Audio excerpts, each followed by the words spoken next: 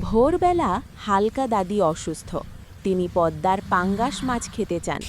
নাতি জাল কাঁধে নিয়ে পদ্মা নদীর দিকে রওনা দেয়। নদীর ধারে নৌকায় উঠে জাল ফেলল সে। কিছুক্ষণ পর জাল নড়ে উঠল। বড় পাঙ্গাস ধরা পড়েছে। নাতি খুশিতে মাছ তুলে নিল। বাড়ি ফিরে দাদির হাতে মাছ দেয়। দাদি হাসলেন, নাতিকে আশীর্বাদ।